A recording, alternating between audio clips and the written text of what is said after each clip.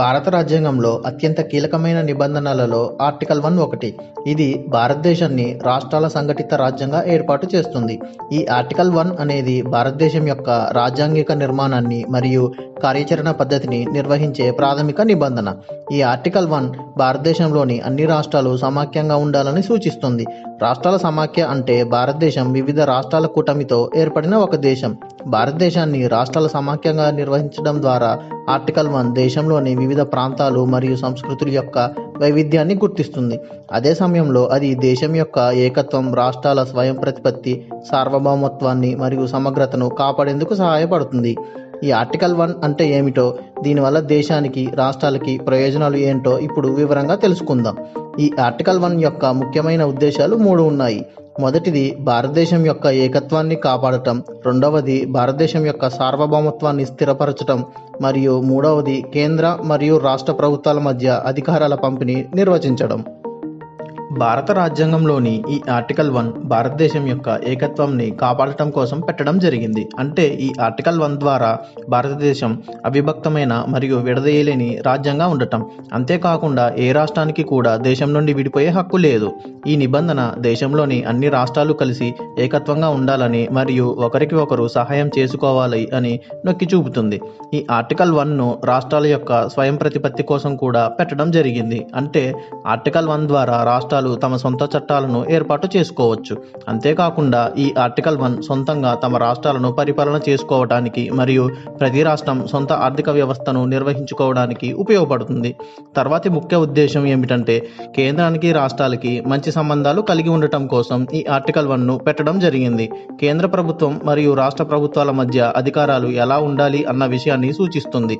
కేంద్రానికి జాతీయ భద్రత, విదేశీ వ్యవహారాలు, కరెన్సీ మొదలైన కీలకమైన అంశాలపై అధికారాలు ఉంటాయి. రాష్ట్రాలకు వ్యవసాయం, విద్య, ఆరోగ్యం మొదలైన విషయాలపై అధికారాలు ఉంటాయి. మరో ముఖ్య ఉద్దేశం ఏమిటంటే భారతదేశం యొక్క సార్వభౌమత్వాన్ని కాపాడటం కోసం ఈ నిబంధనను పెట్టడం జరిగింది.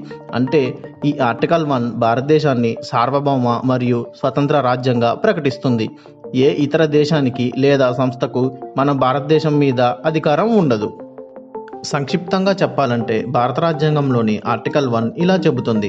మొదటిది, దేశంలోని రాష్ట్రాలు అన్నీ సమాఖ్యంగా ఉండాలి అని. రెండవది, రాష్ట్రాలు తమ సొంత ప్రభుత్వాలు మరియు శాసనసభలు కలిగి ఉంటాయి అని. మూడవది, రాష్ట్ర ప్రభుత్వానికి మరియు కేంద్ర ప్రభుత్వానికి మధ్య అధికారాలు విభజించి ఉంటాయి అని. నాలుగవది, దేశ రక్షణ, విదేశీ విధానం, దేశ ఆర్థిక వ్యవస్థ మొదలైన అంశాలపై కేంద్ర ప్రభుత్వానికి మాత్రమే నియంత్రణ ఉంటుందని ఈ ఆర్టికల్ 1 చెబుతుంది.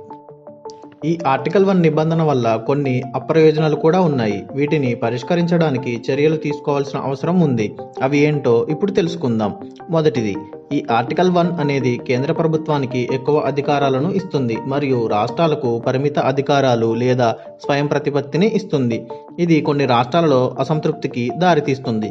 రెండవది, రాష్ట్రాల మధ్య వివాదాలు తలెత్తినప్పుడు వాటిని పరిష్కరించుకోవడానికి స్పష్టమైన విధి విధానాలు ఈ ఆర్టికల్ 1లో చెప్పలేదు.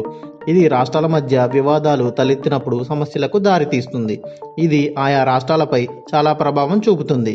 మూడవది, ఆర్టికల్ 1 ద్వారా రాజ్యాంగంలో మార్పులు చేయాల్సి వచ్చినప్పుడు కఠినమైన ప్రక్రియను అనుసరించాల్సి వస్తుంది. అందువల్ల ఇది రాజ్యాంగాన్ని మారుతున్న కాలానికి, పరిస్థితులకు అనుగుణంగా మార్చడం చాలా కష్టం అవుతుంది. ఆర్టికల్ 1 భారతదేశం యొక్క రాజ్యాంగ నిర్మాణానికి మరియు పనితీరుకు పునాది వేస్తుంది. భారతదేశం యొక్క ఏకత్వమును కాపాడటానికి దేశ అభివృద్ధి కోసం రాష్ట్ర ప్రభుత్వాలు మరియు కేంద్ర ప్రభుత్వాలు కలిసి పనిచేయాలి. ఈ రెండు ప్రభుత్వాల మధ్య సహకారం మరియు సమన్వయం చాలా ముఖ్యమైనది. భారత రాజ్యాంగం మన దేశానికి అత్యంత విలువైన ఆస్తి. దీన్ని కాపాడుకోవడం, దాని నిర్ధారాలను గౌరవించడం మనందరి బాధ్యత.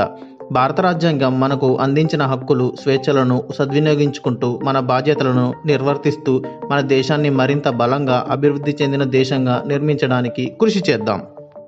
భారత రాజ్యాంగం గురించి మీకున్న అభిప్రాయాలను కింద కామెంట్ సెక్షన్లో తెలియజేయండి. అలాగే ఈ వీడియోలో చెప్పిన ఇన్ఫర్మేషన్ మీకు నచ్చినట్లయితే లైక్ చేసి షేర్ చేయండి. ఇలాంటివి మరిన్ని వీడియోస్ కోసం ఫ్యాక్ట్స్ ప్లాన్ ఛానల్ని సబ్స్క్రైబ్ చేసుకోండి.